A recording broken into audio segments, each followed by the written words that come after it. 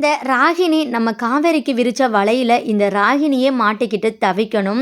அஜய் வெண்ணிலாவை கல்யாணம் பண்ணிக்கிட்டா ரொம்பவே சூப்பராக இருக்கும். இந்த ஸ்டோரியும் செம்மையாக போகும் அப்படின்னு நீங்களும் நினச்சிங்கன்னா மறக்காம இந்த வீடியோக்கு ஒரு லைக்கை தட்டிவிட்டு கூடவே நம்ம சேனலையும் சப்ஸ்கிரைப் பண்ணி உங்களுடைய ஆதரவை தெரிவிங்க.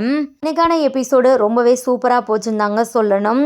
இந்த வெண்ணிலாக்கு செருப்பால் அடித்த மாதிரி நம்ம விஜய் பதில் சொன்னார். வெண்ணிலா காவேரியை ரொம்பவே தப்பாக விஜய்கிட்ட வந்து பேசுகிறாங்க. போயும் பணத்துக்காக கல்யாணம் பண்ண அவள் உனக்கு முக்கியமாக போயிட்டா, உனக்காகவே வாழ்ந்து உனக்காகவே இப்போ வரையும் நான் இருக்கிறேன், ஆனால் உனக்கு நான் முக்கியமாக இல்லையா அப்படின்னு வந்து கேட்குறாங்க.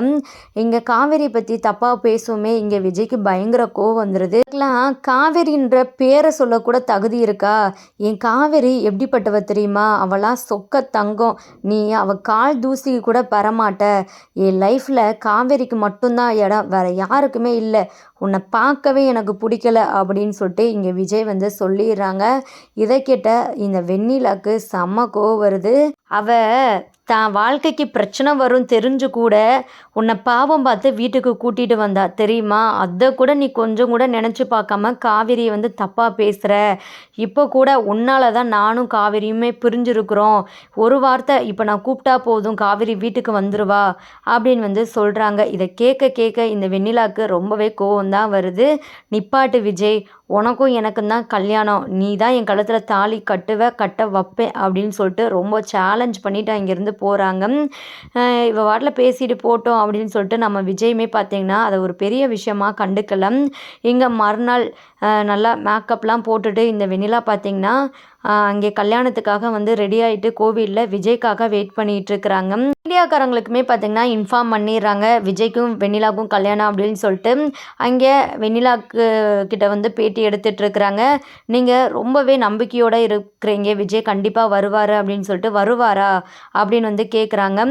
இங்கே மீடியாக்காரங்க முன்னாடி இந்த பசுபதியும் ராகினியும் சொல்லி கொடுத்த மாதிரி பார்த்திங்கன்னா செம்மையாக எமோஷ்னலாக வந்து வெண்ணிலா வந்து பேசிகிட்டு இருக்கிறாங்க.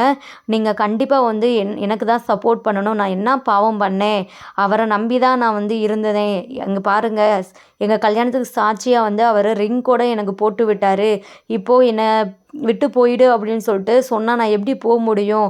அவர் ஈஸியாக என்னை மறந்துட்டு போயிடுவார். என்னால் இதிலேருந்து எப்படி வெளியே வர முடியும்? கண்டிப்பாக என்னால் இதிலேருந்து வெளியே வரவே முடியாது. எனக்கு விஜய் தான் வேணும், உங்களுடைய சப்போர்ட் எனக்கு கண்டிப்பாக தேவை, இல்லைன்னா வந்து நான் என் கதையவே முடிச்சுக்குவேன் அப்படி இப்படின்னு சொல்லிட்டு இந்த வெண்ணிலா வந்து செம்மையாக பேசுகிறாங்க தான் சொல்லணும். ஒரு பக்கம் இதை பார்த்துட்டு இந்த பசுபதிக்கும் ராகினிக்கும் அவ்வளோ சந்தோஷமாக இருக்குது, குழுன்னு இருக்குன்னே சொல்லலாம். நம்ம சொன்னதை விட ரொம்பவே சூப்பராக பேசுகிறாளே அப்படின்னு சொல்லிட்டு சந்தோஷப்பட்டுட்டு நிற்கிறாங்க. இன்னொரு பக்கம் இந்த வெண்ணிலா பேசுகிறது எல்லாமே வந்து டிவியில் வந்து டெலிகாஸ்ட் ஆகிட்டு இருக்கு. ஒரு பக்கம் நம்ம கங்கா வந்து சடனாக டிவி போடுறாங்க. அந்த டைமில் இந்த வெண்ணிலா பேசுகிறது வந்து பார்த்துட்டு இங்கே சாரதாம்மா கிட்ட வந்து சொல்கிறாங்க. இதை பார்த்துட்டு எல்லாருமே ரொம்பவே ஷாக் ஆகுறாங்க. என்னடா ஏதோ சவுண்டு கேட்குது அப்படின்னு சொல்லிட்டு நம்ம காவேரி சாப்பிட்ட மாதிரியே பார்த்திங்கன்னா அந்த பக்கம் திரும்புகிறாங்க. சாப்பாடு தான்ப்பா எனக்கு முக்கியம், இதெல்லாம் ஒரு பெரிய பிரச்சனையா அப்படின்னு சொல்லிட்டு தான் அவங்களோட ரியாக்ஷன் வந்து இருந்தது. அந்தளவுக்கு நம்ம காவேரி வந்து அது பெரிய விஷயமாக கூட எடுத்துக்கவே இல்லை. அவங்க வாட்டில் பார்த்திங்கன்னா அந்த வெண்ணிலா பேசுகிறத கேட்டுட்டு அவங்க வேலைக்கு வந்து கிளம்புறாங்க. வெண்ணிலா இப்படிலாம் பேசுகிறத பார்த்துட்டு பாட்டிக்கு பயங்கர கோவம் வருது. எப்படிலாம் பேசுகிறா பாரு அப்படின்னு சொல்லிட்டு சாரதாம்மா இருந்துக்கிட்டு இங்கே விஜயை தான் பிடிச்சி திட்டுறாங்க. அவள் வந்து நியாயமாக தான் வந்து பேசுகிறா, அந்த பையன்தான் இப்படிலாம் தப்பு பண்ணிகிட்ருக்குறான், இதெல்லாம் பிரச்சனை வரும்னு சொல்லிட்டு தெரிஞ்ச விஷயம் தானே அப்படின்னு வந்து சொல்கிறாங்க. அந்த டைம் தான் சரி நான் கிளம்புறேன் அப்படின்னு சொல்லிட்டு காவேரி வந்து கிளம்புறாங்க. என்ன இவ்வளோ பெரிய பிரச்சனை போயிட்டுருக்கு, எதுவுமே நடக்காத மாதிரி இவ இப்படிலாம் பண்ணுறாளே அப்படின்னு சொல்லிட்டு சாரதாமாவே ரொம்பவே ஷாக் ஆகுறாங்க. எங்கடி போகிற இப்போது அப்படின்னு வந்து கேட்குறாங்க. என்னம்மா கேட்குற? நான் இங்கே பொருட்காட்சிக்கு தான் போகிறேன், நான் போயிட்டு கடை போட வேணாமா அப்படின்னு வந்து சொல்கிறாங்க. இங்கே என்ன நடந்துகிட்ருக்கு, நீ என்ன பண்ணிக்கிட்டு இருக்கிற அப்படின்னு வந்து கேட்குறாங்க. உங்ககிட்ட நேற்றே நான் வந்து தெளிவாக சொல்லிட்டேன், இதெல்லாம் நீ பெரிய விஷயமா எடுத்துக்காத, இதெல்லாம் கண்டுக்காத, இப்போதைக்கு நமக்கு பிஸ்னஸ் மட்டும்தான் முக்கியம், எப்படின்னாலும் நம்ம பிஸ்னஸில் வந்து ஒரு பெரிய லெவலுக்கு வரணும் அப்படின்னு சொல்லிட்டு வந்து சொல்லிட்டு அங்கேருந்து நம்ம காவேரி வந்து கிளம்புறாங்க. காவேரி இப்படிலாம் நடந்துக்கிறத பார்த்துட்டு இங்கே காவேரியோட குடும்பத்துக்கு ரொம்பவே ஷாக்காக தான் இருக்குது. நெக்ஸ்ட்டு பார்த்தீங்கன்னா, இங்க நம்ம யமுனாவும், நிவினுமே பார்த்தீங்கன்னா, வெண்ணிலா பேசுகிற அந்த நியூஸை பார்க்குறாங்க. பார்த்துட்டு நமக்கு நிவின் ரொம்பவே ஷாக் ஆகுறாங்க. ஆனா இந்த யமுனா இருந்துக்கிட்டு தன்னோட அக்கா வாழ்க்கைய பத்தி கொஞ்சம் கூட கவலை இல்ல. நிவின் வந்து தான் அக்கா கூட சேர்ந்துருவானோ அப்படின்னு சொல்லிட்டு தான் அவங்களுக்கு ரொம்பவே பயமா இருக்கு. இங்க நியூஸ பார்த்துட்டு நிவின் இருந்துக்கிட்டு, "பாரு இந்த வெண்ணிலா எப்படிலாம் பண்ணிட்டு இருக்கிறா" அப்படின்னு சொல்லிட்டு அந்த டைம்ல இருந்துக்கிட்டு, "உங்களுக்கு ரொம்பவே வசதியா போச்சுல்ல, அப்புறம் என்ன எப்படினாலும் இந்த வெண்ணிலா அப்படி இப்படின்னு சொல்லிட்டு விஜய் மாமாவ கல்யாணம் பண்ணிருவா. அப்புறம் என்ன உங்க ரூட்டு கிளியர் தானே. நீங்க நெனச்ச மாரி வந்து உங்க வாழ்க்கைய அமைச்சுக்கலாம்ல" அப்படின்னு வந்து சொல்றாங்க. இத கேட்ட நம்ம நிவினுக்கு செம்ம கோவம் வருது. "ச்சீ! நீ எப்படிலாம் வந்து பேசுற? உனக்கெல்லாம் கொஞ்சம் கூட வெட்கமா இல்லையா? விஜய் அன்னைக்கு நர்மதா ஃபங்ஷன்லயே என்ன வந்து சொன்னாரு? காவேரி தான் எனக்கு முக்கியம் அப்படின்னு சொல்லிட்டு தானே இப்போ வரைக்கும் காவேரிக்காக வந்து அவரு வெயிட் பண்ணிட்டு இருக்கிறாரு" அப்படின்னு வந்து சொல்றாங்க. அவரு வெயிட் பண்ண தான் செய்றாரு. ஆனா அக்காவுக்கு தான் வந்து விருப்பம் இல்லையே, அப்புறம் என்ன பண்றது? அவர் கடைசியா வெண்ணிலா கழுத்துல தான் தாலி கட்டப் போறாரு. நீங்க ஒண்ணும் கவலைப்படாதீங்க. நீங்க நெனச்ச மாரி சந்தோஷமா இருக்கலாம் அப்படின்னு சொல்லிட்டு, இங்க நம்ம காவேரிய வச்சு ரொம்பவே தப்பா பேசுறாங்க இந்த யமுனா.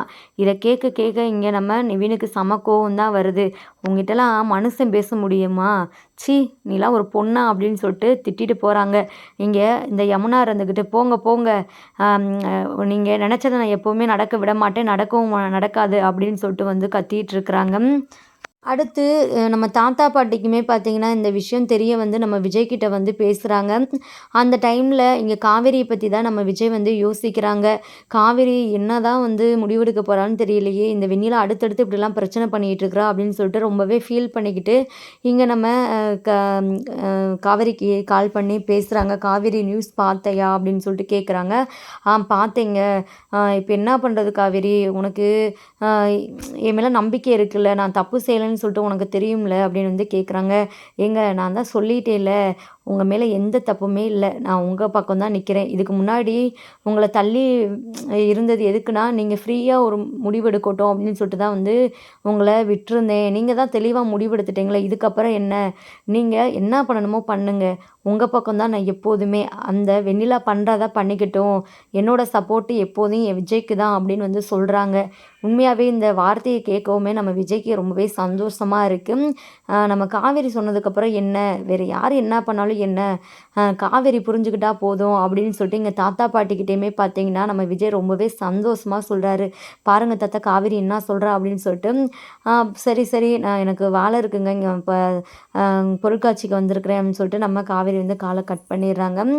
அடுத்ததான் பார்த்தீங்கன்னா, நம்ம விஜய் இருந்துக்கிட்டு தாத்தா, பாட்டிக்கிட்ட சொல்லிட்டு, "நான் காவேரிய பார்த்து நேர்ல பேசிட்டு வந்துடுறேன். அப்பதான் எனக்கு கொஞ்சம் மனசுக்கு ஆறுதலா இருக்கும்.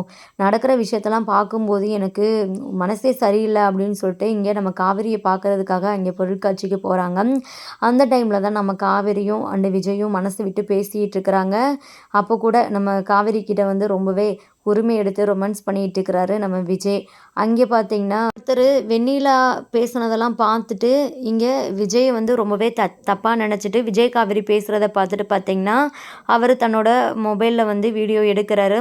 அங்கே ஒரு பொண்ணு வந்து போராட்டம் பண்ணிட்டுருக்கு. எல்லா தப்புமே பண்ணிட்டு, இப்போ கான்ட்ராக்ட் மனைவி கிட்ட வந்து விஜய் கன்ஸ்ட்ரக்ஷன் ஓனர் வந்து பர்மிஷன் கேட்டுட்ருக்கிறாரு அப்படின்னு வந்து அவங்க ஒரு பக்கம் வீடியோ போட்டுட்ருக்குறாங்க. இந்த வீடியோவுமே பார்த்தீங்கன்னா, பயங்கர வைரல் ஆயிடுது. இத இந்த ராகினியுமே பார்க்குறாங்க. ராகினி பார்த்துட்டு இங்க போயிட்டு வெண்ணிலா கிட்ட வந்து காட்டுறாங்க. "இங்க பாரு நீ இவ்ளோ உறுதியா இருக்க விஜய் வருவாரு" அப்படின்னு சொல்லிட்டு. ஆனா அந்த விஜய் போயிட்டு அங்கே அந்த காவேரி கூட செம்மையா ரொமான்ஸ் பண்ணிட்டு இருக்கிறாரு அப்படின்னு சொல்லிட்டு, இத கொஞ்சம் கூட வெண்ணிலானால ஏத்துக்க முடியல. ரொம்பவே கதர்றாங்க. என்னென்னமோ வந்து பண்ணிகிட்ருக்குறாங்க. இங்கே நம்ம சாரதாவுக்குமே பார்த்திங்கன்னா விஷயம் தெரியுது. காவேரி வீட்டில் எல்லாருக்குமே பார்த்திங்கன்னா, நம்ம விஜய், காவேரி பேசின விஷயத்த அவங்களுமே பார்த்திங்கன்னா வீடியோ மூலம் பார்க்குறாங்க. நம்ம சாரதாவுக்கு காவேரி மேலே பயங்கர கோவம் வருது. இவ எதுக்காக அந்த பையன் கூட பேசணும்? இவ்வளோ பெரிய பிரச்சனை நடந்துட்டுருக்குது. இந்த பையன் எதுக்கு அங்கே போயிட்டு காவேரியை பார்த்து பேசணும்? காவேரி மனசை மாற்றணும்னு சொல்லிட்டு இவன் எதுக்கு இப்படிலாம் பண்ணிகிட்ருக்கிறான்? அப்படின்னு சொல்லிட்டு கோவப்பட்டுட்ருக்குறாங்க. உடனே சாரதாம்மா நம்ம காவேரிக்கு கால் பண்ணுறாங்க. எதுக்காகடி நீ வந்து அங்கே போன? அந்த பையன் கூட பேசுறதுக்காக தான் போனயா? உன் மண்டவாளமே இங்கே தண்டவாளம் ஏறிட்டுருக்கு. நீயும் இந்த தம்பியும் பேசுனது எல்லாமே வந்து ஃபோன்ல வந்துட்டுருக்கு அப்படின்னு வந்து சொல்றாங்க. இத கேட்ட நம்ம காவேரிக்கு ரொம்பவே ஷாக்கா இருக்கு. நெக்ஸ்ட்டு பார்த்தீங்கன்னா, இன்னொரு பக்கம் வெண்ணிலா இருந்துகிட்டு, அப்போ விஜய் இங்க வரமாட்டாரா? இதுக்கு அப்புறம் நான் எதுக்கு உயிரோட இருக்கணும் அப்படின்னு சொல்லிட்டு சூசைட் லெவலுக்கு போறாங்க. அந்த டைம்ல பார்த்தீங்கன்னா, போலீஸுமே இங்க வந்துடுறாங்க. நம்ம வெண்ணிலாவ தடுக்குறாங்க. அடுத்து வந்து பார்த்தீங்கன்னா, அவங்க கிட்ட இந்த வெண்ணிலா கோரிக்கை வைக்கிறாங்க. கண்டிப்பா இங்க விஜய் வந்து ஆகணும். அவர் மட்டும் வரலைன்னா கண்டிப்பா என் உயிரையே விட்டுருவேன். நீங்க என்ன எங்க வேணாலும் கூட்டு போனாலுமே நான் உயிரோட இருக்கவே மாட்டேன். செத்து போயிருவேன் அப்படின்னு சொல்லிட்டு பிளாக்மெயில் பண்ணிட்டு இருக்கிறாங்க. வெண்ணிலாவ போலீஸ்காரங்க சமாதானப்படுத்திட்டு, நீ இரும்மா வெயிட் பண்ணு. கொஞ்ச நேரத்தில அந்த பையனோட நாங்க இந்த கோயிலுக்கு வருவோம் அப்படின்னு சொல்லிட்டு வந்து, இங்க அந்த பொருட்காட்சி நடக்கிற இடத்துக்கே பார்த்தீங்கன்னா, ஸ்ட்ரெயிட்டா போலீஸ்காரங்க போறாங்க. நம்ம விஜய், காவேரி பேசிட்டு இருக்கும்போதே பார்த்தீங்கன்னா, நம்ம விஜய போயிட்டு அ கம் க க இது பண்றாங்க. வாங்க அங்கே உங்களுக்காக ஒரு பொண்ணு வந்து பிரச்சனை பண்ணிட்டு, நீங்க வருவீங்க இல்லைன்னா செத்து போயிருவேன்னு சொல்லிட்டு கோயில்ல பிடிவாதமா இருக்கு. நீங்க இங்க பேசிட்டு இருக்கிறீங்க அப்படின்னு வந்து சொல்றாங்க. உடனே விஜய் இருந்துக்கிட்டு, சார் எனக்கு கல்யாணம் ஆயிடுச்சு. இவ தான் என்னோட ஒய்ஃப். அந்த பொண்ணு அத புரிஞ்சுக்க மாட்டுது. நான் முன்னாடி அந்த பொண்ண காதலிச்சிருந்தேன். அந்த பொண்ணு பல வருஷமா காணா. அதுக்கப்புறம் தான் நான் வேற ஒரு லைஃப்க்குள்ள போனேன். இப்போ என்ன வந்து அந்த பொண்ணு வாழட்டும்னு சொல்லிட்டு விட்டுறாம என்ன ரொம்பவே டார்ச்சர் பண்ணுது அப்படின்னு சொல்லிட்டு தன்னோட நிலைமைய விஜய் வந்து எடுத்து சொல்றாரு. இங்க விஜய் சொல்றது வந்து நியாயமா இருக்கனால, இங்க போலீஸ்காரங்களுமே ஏத்துக்கிறாங்க. சரிங்க சார், நீங்க சொல்றது ஓகே தான். ஆ இப்போதைக்கு அந்த பொண்ணு உயிர காப்பாத்தணும். அதுக்காகவாச்சும் நீங்க வந்து கோயிலுக்கு வாங்க எங்க கூட அப்படின்னு வந்து சொல்றாங்க. இங்க காவேரி இருந்துகிட்டு நீங்க போயிட்டு வாங்க. மத்தத பார்த்துக்கலாம் அப்படின்னு சொல்லிட்டு நம்ம விஜய வந்து அனுப்பிச்சு விடுறாங்க. விஜயுமே பார்த்தீங்கன்னா, அங்கே போறாங்க. விஜய் போனதுக்கப்புறம் தான் அங்கே பல ட்விஸ்ட்டான விஷயங்கள்லாம் நடக்குது. இங்க அஜயோட அப்பா பார்த்தீங்கன்னா, இங்க விஜய வந்து வெண்ணிலா அம்மா சாகுறதுக்கு விஜய் தான் காரணம் அப்படின்னு சொல்லிட்டு மீடியால வந்து பேட்டி குடுத்துட்டுருக்காங்க. இதனால விஜய் ரொம்பவே டென்ஷன் ஆயிட்டு அவர அடிக்கிறதுக்காக போறாங்க. அடுத்து பார்த்தீங்கன்னா, செம்மையான ட்விஸ்ட்டான விஷயங்களா நடக்க போதுங்க. ஆனா எப்படினாலும் வந்து நம்ம விஜயும், காவேரியும் தான் ஒண்ணு சேர போறாங்கன்னு சொல்லிட்டு நம்மளுக்கு நல்லாவே தெரியும். இந்த வெண்ணிலா எவ்வளோதான் பிரச்சனை பண்ணாலுமே கடைசியா மூட்டைய கட்டிட்டு கிளம்ப போறது உறுதி. ஆனா வெண்ணிலாவுக்கும், அஜய்க்கும் கல்யாணம் ஆனா எப்படி இருக்கும்? சூப்பரா இருக்கும்ல. இந்த ராகினி அசிங்கப்பட்டு, அவமானப்பட்டு தன்னோட வாழ்க்கைய தொலைச்சுட்டு நிக்கிறத பார்க்கணும்னு சொல்லிட்டு யாரெல்லாம் விரும்புறீங்க? மறக்காம கீழ கமெண்ட் பண்ணி தெரிவிங்க. இந்த மாரி பல இன்ட்ரஸ்டிங்கான ட்விஸ்ட்டான விஷயங்கள்லாம் அப்கமிங் எபிசோட்ல நடக்க போதுங்க. நம்ம வெயிட் பண்ணி ஃபுல் எபிசோட பார்த்து தெரிஞ்சுக்கலாம். தேங்க் யூ ஃபார் வாட்சிங். டாடா! பாய்.